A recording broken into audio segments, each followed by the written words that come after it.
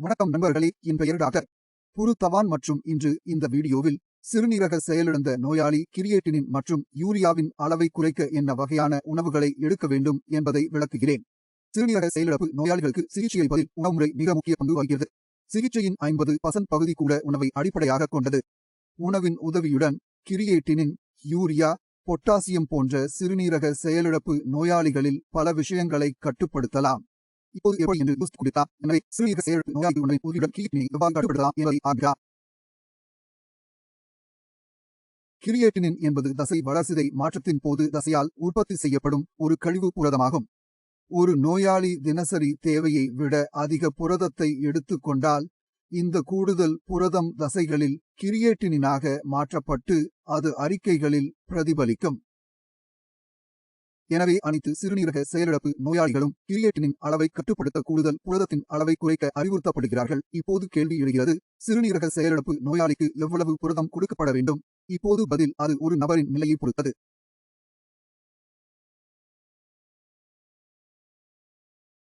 இரத்த அறிக்கைகளில் உள்ள மொத்த புரதம் சாதாரண வரம்பில் இருந்தால் நாம் லேசான புரத உணவுக்கு செல்ல வேண்டும். லேசான புரத உணவில் மிக குறைந்த அளவு புரதம் மட்டுமே நோயாளிக்கு போதுமான அளவு வழங்கப்படுகிறது. இதனால் தினசரி உடல் செயல்பாடுகளை சரியாக செய்ய முடியும். இரத்த அறிக்கை இரத்தத்தில் குறைந்த அளவு புரதத்தை காட்டினால் கிரியேட்டினின் அளவு அதிகரித்தாலும் உணவில் புரதத்தின் குறைபாட்டை ஈடுகட்ட வேண்டும். காரணம் புரோட்டீன் குறைபாடு. நோயாளிகள் இரத்த சோகை, நுரையீரல் பரவல் போன்ற பல சிக்கல்களால் பாதிக்கப்படுகின்றனர். மேலும் எந்த நோயாளியும் பாதிக்கப்படுவதை நாங்கள் விரும்பவில்லை. எனவே இதுபோன்ற சந்தர்ப்பங்களில் புரத உட்கொள்ளல் அதிகமாக இருக்க வேண்டும். இப்போது மற்றொரு கேள்வி எழுகிறது, சிறுநீரக செயலிழப்பு நோயாளிக்கு எந்த வகையான புரதம் பாதுகாப்பானது? எனவே அனைத்து சிறுநீரக செயலிழப்பு நோயாளிகளும் சைவ சாஸ் அல்லது பாலில் இருந்து புரதத்தை எடுத்துக் கொள்ளுமாறு நான் அறிவுறுத்துகிறேன். ஏனெனில் இது லகுவானது மற்றும் உடலில் எந்தவிதமான கூடுதல் கழிவுகளும் கிடைக்காது. மேலும் சரியான புரதத்தின் உதவியுடன் கிரியேட்டினின் அளவை பராமரிப்பது எளிது. உட்கொள்ளல் சைவ புரதத்தில் நீங்கள் பருப்பு வகைகள், மாற்று நார் அடிப்படையில் சிறிதளவு பால் எடுத்துக் கொள்ளலாம். புரத உட்கொள்ளலை பொறுத்து உடலின் அனைத்து செயல்பாடுகளையும் பராமரிக்க இந்த அளவு புரதம் போதுமானதாக இருக்கும். புரத உட்கொள்ளலை கட்டுப்படுத்தினால் உடலில் கிரியேட்டினின் உருவாவதை கட்டுப்படுத்தலாம் என்பது இப்போது உங்களுக்கு தெளிவாக தெரியும் என்று நம்புகிறேன். இப்போது யூரியாவுக்கு செல்லலாம். யூரியா என்பது உணவு வளர்சிதை மாற்றத்தின் போது கல்லீரலால் உற்பத்தி செய்யப்படும் நைட்ரஜன் நிலை மற்றும் கல்லீரலால் சுரக்கும் யூரியாவின் அளவு நாம் எந்த வகையான உணவை எடுத்துக்கொள்கிறோம் என்பதை பொறுத்தது. நோயாளி வறுத்த உணவு அல்லது கனமான புரதம் போன்ற கனமான உணவுப் பொருளை எடுத்துக்கொண்டால் கல்லீரல் வழியாக அதிக யூரியா வெளியேறும். ஏனெனில் கனரக புரதம் மற்றும் கொழுப்பு உடலால் ஜீரணிக்க கடினமாக உள்ளது மற்றும் கல்லீரல் கூடுதல் வேலை செய்ய வேண்டும் மற்றும் அதிக யூரியா இரத்தத்தில் வெளியிடப்படும் ஓடை. சிறுநீரகங்கள் சரியாக செயல்படாததால் கூடுதல் யூரியா அனைத்தும் உடலில் குவிந்து இறுதியில் சிறுநீரக செயலிழப்பு நோயாளிக்கு சிக்கலை ஏற்படுத்தும். இப்போது பொட்டாசியத்திற்கு செல்லலாம். சிறுநீரக செயலிழப்பு நோயாளிகளில் பெரும்பாலானவர்கள் பொட்டாசியத்தின் அளவு அதிகரிப்பது மிகவும் ஆபத்தானது என்பதை புரிந்து கொள்ளவில்லை. ஏனெனில் அதிக அளவு பொட்டாசியம் திடீரென மாரடைப்பை ஏற்படுத்தக்கூடும். ஏனெனில் பொட்டாசியம் வரம்பில் இருக்கும்போது தசைகளை நகர்த்துவதற்கான சக்தியை அளிக்கிறது. ஆனால் பொட்டாசியத்தின் அளவு எந்த ஒரு தனிநபருக்கும் அதிகரிக்கும் போது அது தசைகளில் சோர்வை ஏற்படுத்துகிறது. ஏனெனில் நமது இதயமும் தசைகளால் ஆனது. இது ஒவ்வொரு நொடியும் துடிக்கும் இரத்தத்தை நம் முழு உடலிலும் பம்ப் செய்கிறது. எனவே பொட்டாசியம் அதிகரிக்கும் போது தசை அசைவுகள் மெதுவாக சென்று சில சமயங்களில் திடீர் மாரடைப்பை உண்டாக்கும். அதனால்தான் சிறுநீரக செயலிழப்பு நோயாளியின் உணவில் பொட்டாசியம் கட்டுப்படுத்தப்பட வேண்டும். இப்போது உண்ணக்கூடிய ஒவ்வொரு பொருளிலும் பொட்டாசியம் உள்ளது. சில பொருட்களில் பொட்டாசியம் அதிகமாக உள்ளது, சில உணவுப் பொருட்களில் இது குறைவாக உள்ளது. எனவே பொட்டாசியம் குறைவாக உள்ள உணவுப் பொருட்களை தேர்ந்தெடுக்க வேண்டும். இப்போது கேள்வி எழுகிறது, இந்த உணவுப் பொருளில் அதிக அளவு பொட்டாசியம் உள்ளது, அதனால் நோயாளி அதை தவிர்க்கலாம். எனவே காய்கறிகளுடன் ஆரம்பிக்கலாம். உருளைக்கிழங்கு, பீட்ரூட் போன்ற பழுப்பு நிறத்தில் பூமிக்கு அடியில் விளையும் காய்கறிகளில் அதிக அளவு பொட்டாசியம் இருப்பதால் முற்றிலும் தவிர்க்கப்பட வேண்டும். பழுப்பு நிறவேறு காய்கறிகளுடன் கீரை, கொத்தமல்லி, பூக்கோசு போன்ற பச்சை இலை காய்கறிகளை நாம் தவிர்க்க வேண்டும். ஏனெனில் இந்த ஒரு தாவரத்தின் இலையிலும் அதிக அளவு பொட்டாசியம் உள்ளது. அழகுபடுத்தும் நோக்கத்திற்காக பூக்கோசு அல்லது கொத்தமல்லியின் சில இலைகள் பரவாயில்லை. ஆனால் நோயாளி அவற்றை பேஸ்ட் செய்து இந்த வகையான செய்முறையிலும் பயன்படுத்தும் போது பொட்டாசியத்தின் செறிவு அதிகரிக்கிறது மற்றும் அந்த பேஸ்டில் அதிக அளவு பொட்டாசியம் உள்ளே செல்கிறது. உடல்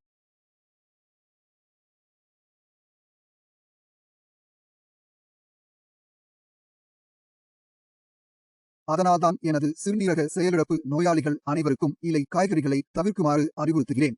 இப்போது பழத்திற்கு செல்லலாம். பழ வகைகளில் தேங்காய், வாழைப்பழம், கிவி, வெண்ணெய் அனைத்து வகையான உலர் உணவுகளையும் நாம் தவிர்க்க வேண்டும். ஏனெனில் அவை அதிக அளவு பொட்டாசியம் கொண்டிருக்கின்றன.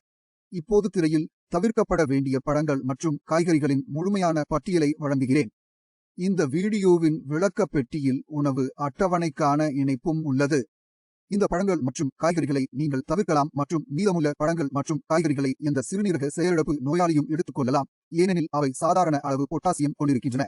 மிகவும் ஆபத்தான அளவு பொட்டாசியம் உள்ளதால் முற்றிலும் தவிர்க்க வேண்டிய மற்ற உணவுப் பொருட்களின் பட்டியலை இப்போது தருகிறேன். இதில் 15% பொட்டாசியம் குளோரைடு இருப்பதால் முதலிடத்தில் சோடியம் உப்பு குறைவாக உள்ளது. இரண்டாவது பொருள் வெல்லம். மூன்றாவது உருப்படி பழச்சாறு. இந்த 3 பொருட்களையும் நீங்கள் முற்றிலும் தவிர்க்க வேண்டும். நீங்கள் இன்னும் குழப்பமாக இருந்தால் கூகுள் இன் உதவியையும் நீங்கள் பெறலாம். பொட்டாசியம் உள்ளடக்கத்தை தொடர்ந்து உணவுப் பொருளின் பெயரை தேடுங்கள். ஒரு ஆப்பிளில் உள்ள பொட்டாசியத்தின் அளவை நான் அறிய விரும்பினால் கூகுளின் தேடல் பட்டியில் ஆப்பிள் பொட்டாசியம் உள்ளடக்கத்தை எழுதவும். பொட்டாசியம் உள்ளடக்கம் 200 அல்லது 200க்கு குறைவாக இருந்தால் சிறுநீரக செயலிழப்பு நோயாளிகள் உணவுப் பொருளை எடுத்துக் கொள்ளலாம். 200க்கு மேல் பொட்டாசியம் உள்ள உணவுப் பொருட்களை தவிர்க்க வேண்டும். சிறுநீரக செயலிழப்பு நோயாளியின் பொட்டாசியத்தின் அளவை கட்டுப்படுத்த என்ன செய்ய வேண்டும் என்பதை நீங்கள் தெளிவாக அறிவீர்கள் என்று நம்புகிறேன். இப்போது சிறுநீரக செயலிழப்பு நோயாளி எடுத்துக்கொள்ளக்கூடிய திரவத்தின் அளவிற்கு செல்லலாம். திரவத்தின் அளவு பல காரணிகளை பொறுத்தது. சிறுநீரக செயலிழப்பு நோயாளி குறைந்த அளவு திரவத்தை எடுத்துக்கொண்டால் உடல் நீரிழப்புக்கு ஆளாகிறது. சிறுநீரகம் போதுமான அளவு சிறுநீரை உற்பத்தி செய்ய முடியாது. உங்களுக்கு தெரியும், கிரியேட்டினின் மற்றும் யூரியா சிறுநீர் மூலம் மட்டுமே உடலில் இருந்து வெளியேறும். நல்ல சிறுநீர் வெளியேறாவிட்டால் கிரியேட்டினின் அளவு மற்றும் யூரியா அளவு அதிகரிக்கும்.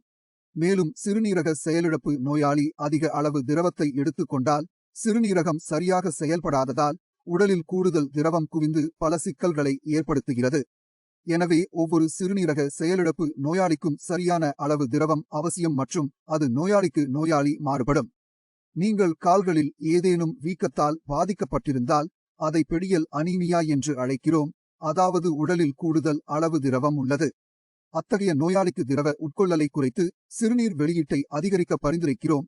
இதனால் உடலில் உள்ள நிகர திரவம் குறைகிறது. ஒரு நாளில் நோயாளி 500 மில்லி திரவத்தை எடுத்து 1000 மில்லி சிறுநீரை உருவாக்கினார். அதாவது அத்தகைய நோயாளிக்கு 500 மில்லி திரவம் குறைந்துள்ளது.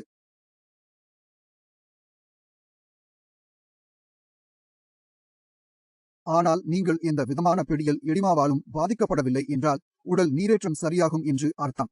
இதுபோன்ற சந்தர்ப்பங்களில் சிறுநீரக செயலிழப்பு நோயாளிகள் போதுமான அளவு தண்ணீர் எடுக்க அறிவுறுத்துகிறோம்.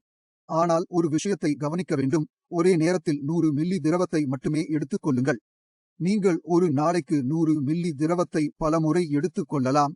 ஆனால் ஒவ்வொரு உட்கொள்ளலுக்கும் இடையே 15-20 நிமிட இடைவெளி இருப்பதை உறுதிப்படுத்திக் கொள்ளுங்கள். இது உடல் போதுமான அளவு நீரேற்றமாக இருக்க உதவுகிறது மற்றும் சிறுநீரகங்கள் செயலிழக்க எந்தவித வேலை அழுத்தத்தையும் ஏற்படுத்தாது. இப்போது உணவின் உதவியுடன் சிறுநீரக செயலிழப்பு நோயாளியின் வளர்சிதை மாற்ற அமிலத்தன்மையின் நிலையை நாம் கட்டுப்படுத்தலாம். ஆனால் அதற்கு முன் வளர்சிதை மாற்ற அமிலத்தன்மை என்றால் என்ன என்பதை நீங்கள் புரிந்து கொள்ள வேண்டும். அதற்காக நான் ஒரு தனி வீடியோவை உருவாக்குகிறேன். இதன் மூலம் கிரியேட்டினின் அளவு உடலில் தொடங்கும் போது ஏன் மிக வேகமாக அதிகரிக்கிறது என்பதை புரிந்து கொள்வது உங்களுக்கு எளிதாக இருக்கும். சிறுநீரக செயலிழந்த நோயாளி உணவின் உதவியுடன் கிரியேட்டினின், யூரியா, பொட்டாசியம் ஆகியவற்றை கட்டுப்படுத்தலாம் என்பதை இப்போது நீங்கள் புரிந்து கொள்கிறீர்கள் என்று நம்புகிறேன். சிறுநீரக செயலிழப்பு குறித்து உங்களுக்கு ஏதேனும் சந்தேகம் அல்லது விசாரணை இருந்தால் உங்கள் அறிக்கைகளை எங்கள் மருத்துவர் குழுவிற்கு அனுப்பலாம். அவர்கள் உங்களுக்கு உதவுவார்கள். அடுத்த வீடியோவில் சந்திப்போம்.